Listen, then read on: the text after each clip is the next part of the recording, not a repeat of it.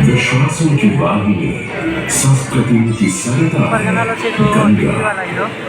और इस स्थान पर इस प्रयागों के राज में श्वेतरंगा गंगा का संगम होता है अपनी दो बहनों श्यामल वर्ण यमुना और अदृश्य सरस्वती से।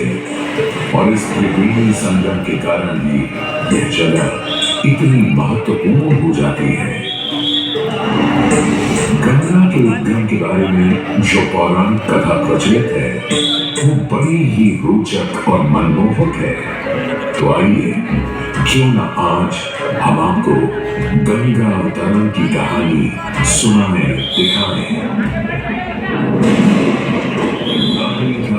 राजा बलि पर करता था दम, पूरी पृथ्वी पर फैला था उसका ही आतंक। उसके आतंक को रोकने विष्णु ने धरा एक रूप, 52 अंगुल का बौना बनकर पहुंचे जहां था भूत।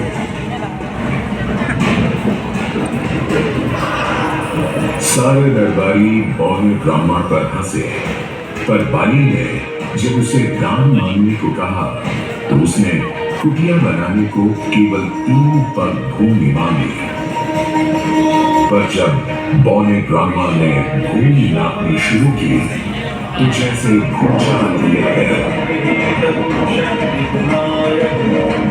वामन ने पहले पग में पूरी धरती नाप ली और अगले कदम से स्वर्ग। ब्रह्मा जी ने भगवान विष्णु के चरण धोकर उस जल को अपने कमंडल में भर लिया।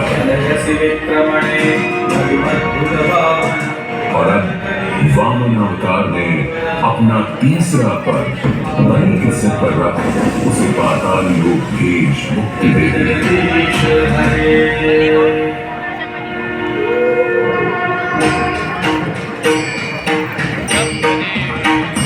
अब स्वर्गलोक में भगवान ब्रह्मा जी ने जब चरणामृत में हाथ डाला तो वहीं से निकल आई चंचल निर्मल धवल गंगा जी। पवित्रा किंतु चंचला, आज से तू मेरी पुत्री और नाम तेरा गंगा।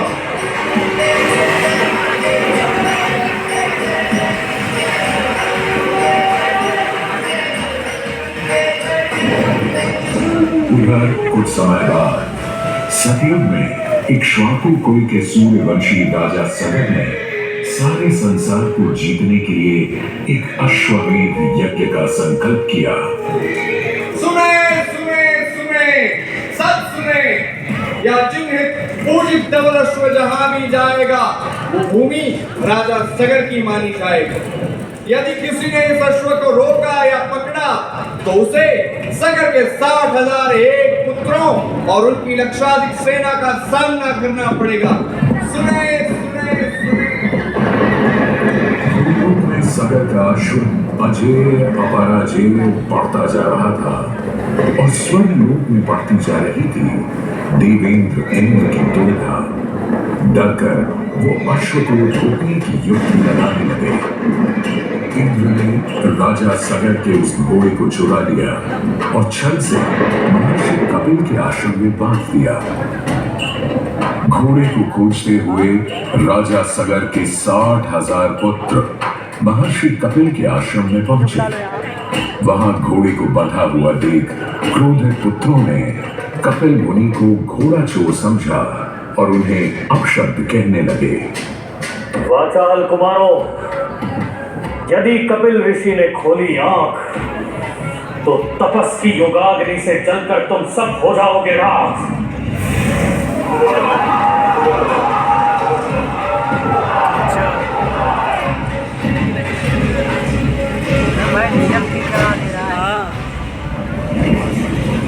उधर सगर थे चिंतित, न अश्व का पता था न पुत्रों का कोई समाचार। पिता का दुख देख पुत्र अंशुमन चल पड़े खोज पर। जब महर्षि कपिल के आश्रम पहुंचे तो देखा अश्व को और साथ ही अपने 60,000 भाइयों की भस्म को। महर्षि से की क्षमा याचना और पूछा तर्पण का उपाय। तुम्हारे भाई थे घमंडी, अविवेकी और अभिमानी। भस्म कर दिया उन्हें मैंने, जो उन्होंने मेरी नहीं मानी। गंगा जल, केवल गंगा जल ही दे सकता है मुक्ति उन्हें, जो भस्म हुए तुम्हारे परिजन। अंशुमन को अपने भाइयों के तर्पण के लिए गंगा को लाने का बहुत मन था, किंतु किसी को राजधर्म भी तो निभाना था और राज भी चलाना था। देखते देखते 7 पीढ़ियां गुजर गईं, पर 7 पीढ़ियों के बाद समय आने पर राजकुमार भगीरथ ने राजा बनने से साफ मना कर दिया।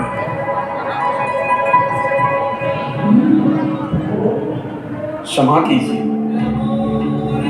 क्या ये आवश्यक है कि राजा का बेटा ही राजा बने? मैं पहले और फिर वहां से गंगा को मांग कर पृथ्वी पर ले आऊं और फिर उनके पावन पवित्र जल से अपने 60,000 पूर्वजों का समर्पण करूं।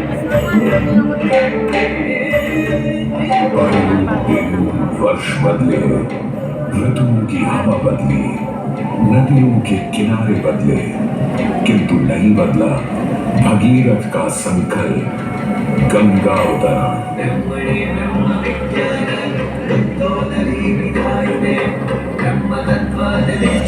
पुत्र भगीरथ, हम तुम्हारे तप से प्रसन्न हैं। बताओ, क्या आशीर्वाद चाहिए? हे भगवान, मेरे पूर्वज के तर्पण के लिए मुझे आपकी पुत्री गंगा चाहिए। तथास्तु, किंतु यदि गंगा स्वर्ग से सीधे धरती पर गिरी तो पृथ्वी को चीरते हुए गंगा सीधे पाताल में पहुंच जाएगी। इसलिए तुम भगवान शिव शंकर को मनाओ, ताकि गंगा जब स्वर्ग से नीचे उतरे तो वो उसे अपनी जटा में था।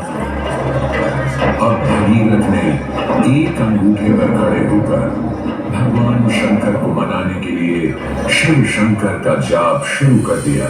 जय बंधावन जय पतितपावन शोकन शावन शिव शंभो विपद विहारम पदम उदाहरण सत्य सनातन शिव शंभो सहज वचन हर जल जन वर धवल मांग लो पुत्र, कोई भी वर मांग लो आज। हे प्रभु, जब गंगा स्वर्ग से धरती पर गिरे तब आप बीच में उन्हें अपनी जटाओं में साध लें, नहीं तो पूरी पृथ्वी नष्ट हो जाएगी। बस इतनी सी बात? ठीक है, ब्रह्मदेव से कहो शिव तैयार है, आने दो गंगा को, आने दो। जय शिव शंकर जय जगन्नाथ जय जय जय करनाथ हरे जय जय काशी जय अविनाशी सुख राशि सुख साधन हरे जय शशि शेखर जय प्रभुधर जय जय जय मातार हरे जय त्रिपुरारी जय मंगलहारी अमित अनंत अपार जय गुरु जय जय भगवन्नाथ निराकार साकार हरे पार्वती कवि हर हर शंभो जय रामेश्वर जय नागेश्वर वैद्यनाथ के नाथ हरे मल्लिकार्जुन शोभनाथ जय महाकाल कोटकाल हरे जय योगेश्वर जय कृष्णेश्वर भीमेश्वर जगदाल हरे काशीपति श्री विश्वनाथ जय शंकरमय अवतार हरे नीलकंठ जय भूतनाथ जय मृत्युंजय अवतार हरे जय शिव शंकर जय परमात्मा जय अवतार हरे। और यूं गंगा ने भगीरथ के साथ गंगा सागर जाकर सगर के पुत्रों का उद्धार किया।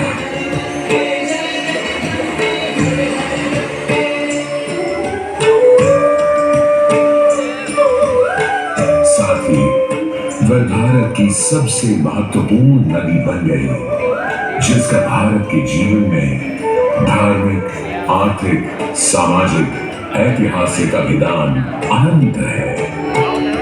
हे मां गंगे हे जगदम्बे हे मां गंगे। मोक्षदायिनी गंगा का यमुना और सरस्वती के साथ त्रिवेणी संगम मोक्ष का संगम है। प्रत्येक 12 वर्षों में यह महाकुंभ का स्नान करता है सर्व सिद्धि प्रदान और देता है मोक्ष का वरदान।